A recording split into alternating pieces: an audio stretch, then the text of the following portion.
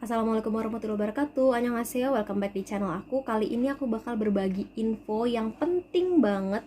Bukan terkait dengan K-pop, tapi ini info yang menurut aku lagi banyak banget yang butuh. Lagi banyak banget yang mengalami hal yang sama seperti yang aku alamin. Jadi ini aku bahas refund tiket AirAsia. Kenapa aku refund? Karena lagi ada pandemi corona. Mungkin ada juga yang bernasib sama dengan aku, seperti yang aku bilang tadi, yang rencananya ke Korea sekitar dari bulan Februari 2020 sampai ke bulan-bulan Mei inilah yang udah pesen tiketnya. Aku juga udah pesan untuk di tanggal 9 Maret 2020. Mesannya juga udah dari tahun lalu karena ada promo. Aku pesan itu perjalanan dari Jakarta ke Malaysia, Malaysia ke Seoul. Begitu juga sebaliknya. Jadi kayak udah PP gitu dan murah banget, cuman sekitar 3.100.000. Di awalnya kayak di Korea tuh masih yang biasa-biasa aja karena masih berpusat di Cina. Tapi lama-lama kayak sekitar tanggal 23, tanggal 21 itu udah mulai banyak banget kan kasusnya, mencapai angka 1.000 tuh ya. Akhirnya aku sama temanku mutusin untuk refund tiket. Kita pun mulai cari tahu kan kayak mana caranya untuk refund tiket AirAsia ini, yang katanya orang-orang sih memang susah, dan ternyata memang itu yang aku alamin. Buat yang belum tahu, AirAsia itu nggak punya call center yang bisa kita ngomong langsung dengan customer care-nya. Disitulah letak susahnya karena kita harus ngobrol dengan bot atau kayak chat yang dibalas otomatis kayak gitulah ya. Mungkin kalau kalian udah sering dengan kayak line gitu, di line atau apa, kalau kita ngikutin sesuatu itu akan dibalas langsung secara otomatis ya, seperti itulah kurang lebih. Jadi nggak bisa ngomong langsung, dan di situ kita bisa frustasi banget karena aku udah ngobrol sama si robot itu udah puluhan kali, bahkan nggak tahu ratusan mungkin ya. Aku coba ngobrol dengan robot itu, dan memang ada kebijakan untuk refund tiket Korea. Biasanya kalau tiket promo itu nggak ada refund, jadi kayak cuman airport tax-nya aja yang kembali gitu. Nah, di sini ada kebijakan, kebetulan aku lupa sih berapanya, nanti aku kasih gambarnya di bawah. Jadi aku yang pas tuh udah mepet banget, aku tanggal 9 berangkat, sekitar tanggal 20-an tuh aku baru memutuskan untuk refund. Berarti kan hamin gak nyampe sebulan ya, jadi itu bisa kembalinya 70%. Dari AirAsia sendiri itu ada dua cara sebenarnya. Ada refund langsung ke rekening bank, dan yang kedua adalah lewat credit account. Jadi kalau belum tahu credit account, kalian bisa cari tahu sendiri. Kalau secara singkatnya kan kita mesen tiket tuh harus jadi member dulu, big member kayak gitu. Nanti akan ada, kita bisa pakai credit account. Jadi credit account tuh kayak uang virtual. Jadi kita bisa kayak naruh uang di situ, nanti sewaktu-waktu kita beli tiket, kita tinggal pakai uang virtual itu. Kayak gitulah kurang lebih, aku juga kurang paham. Jadi ada dua cara itu. Dan kita menghindari yang namanya credit account, karena itu menurut kita udah ribet duluan lah gitu kita mikirnya. Kita langsung pengen yang ke bank aja, yang pasti-pasti aja kayak gitu. Aku pun mulai mengobrol dengan si robot itu, dan kayak susah banget sih, maksudnya kayak jawaban dia tuh otomatis dan tuh aneh dan nggak masuk di aku ya, kayak gitu lah. Aku coba terus berpuluh-puluh kali masukin kayak data-datanya, entry nama segala macam, email, tanggal lahir, dan itu selalu gagal. Aku sama temanku yang berangkat bareng itu pun makin bingung. Akhirnya kita mutusin untuk coba ngomong dengan admin di Twitter AirAsia, dan ternyata adminnya juga bales, tapi ya kurang responsif, alias lama banget, bisa yang hitungan hari baru dibales kayak gitu.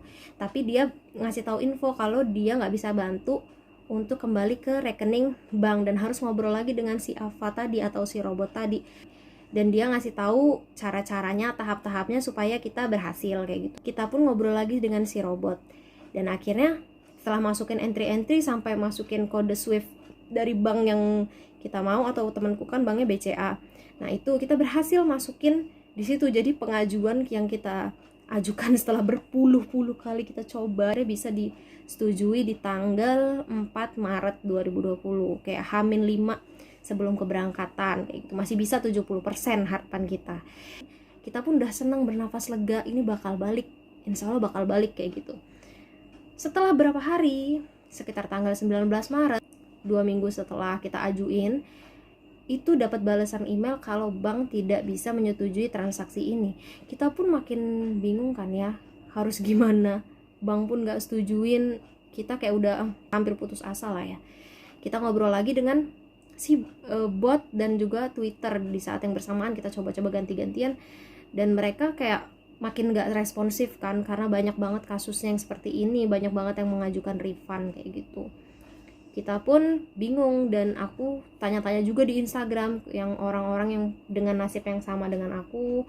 Akhirnya kenalan lah, ada dengan Mbak namanya Mbak Hana, itu termasuk yang aku ngobrolnya enak banget dengan dia.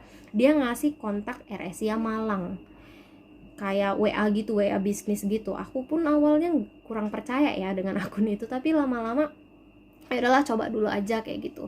Jadi AirAsia itu memang nggak ada call center kan ya, nggak ada call center, dan nggak semua bandara itu punya AirAsia, karena nggak semua di Indonesia ini penerbangannya ada AirAsia kayak gitu. Termasuk di tempat aku tinggal ini nggak ada AirAsia di bandaranya, jadi aku pun makin kesulitan. Entah dari mana Mbak Hana dapat kontak AirAsia di Malang. Aku coba dulu kan untuk kontak AirAsia-nya itu, dan dia ternyata lebih responsif dari yang aku bayangkan. Responsif banget, malahan langsung dibales, dan itu bukan bot alias orang biasa kayak gitu. Akhirnya aku mulai ngobrol dengan adminnya segala macem, ya dia nggak bisa bantu masalah rekening bank.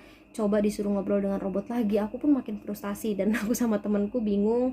Sampai gimana kalau kita coba balikinnya ke kredit account. Minta tolonglah dengan mbak-mbak AirAsia Malang yang baik hati itu, dia buatin kredit account dan coba mengajukan refundnya.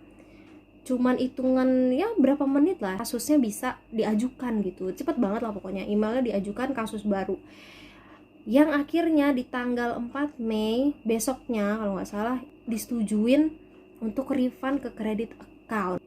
Aku langsung senang dapat email itu. Waktu temanku ngecek di akunnya, di big member AirAsia-nya itu balik emang 70% dari harga tiketnya kayak gitu, dan itu bentuknya dalam kredit account. Aku pun nanya lagi sama Mbak AirAsia Malangnya, kata dia, ya itu namanya virtual money. Jadi kredit account itu dalam bentuk uang secara virtual.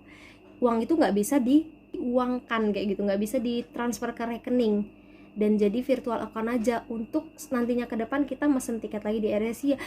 Wah, itu AirAsia pintar banget gak sih guys? Jadi kita harus pesen lagi tiket di situ untuk mengganti penerbangan aku ini. Wow, itu kayak ya emang sih, emang semua maskapai pasti kayak gitu, nggak mau rugi lah ya. Uang dari kredit account atau virtual money itu nantinya bisa digunakan atau jangka waktunya 365 hari. Dalam 1 tahun itu kita harus memesan lagi biar kita nggak rugi. Takutnya kalau udah lewat dari 365 hari itu uang akan hangus. Jadi itu cerita aku. Mungkin kalian yang masih kesulitan bisa juga kayak aku, karena menurutku kalau kita nyoba untuk balikin duit ke bank atau ke rekening itu nggak akan bisa menurutku, karena mereka nggak mau rugi guys. Jadi tetap bakal baliknya ke kredit account virtual money, nantinya kita bakal mesen lagi di AirAsia. Jadi itu sedikit yang bisa aku share, semoga informatif buat kalian, bisa dicontoh juga. Dan kalau masih ada kekurangan, mungkin ada bagian-bagian yang mau kalian tanyain, yang masih bingung, kalian bisa tinggalin di kolom komentar. Jangan lupa like, subscribe, dan komen. Sampai ketemu di video-video selanjutnya. Dadah!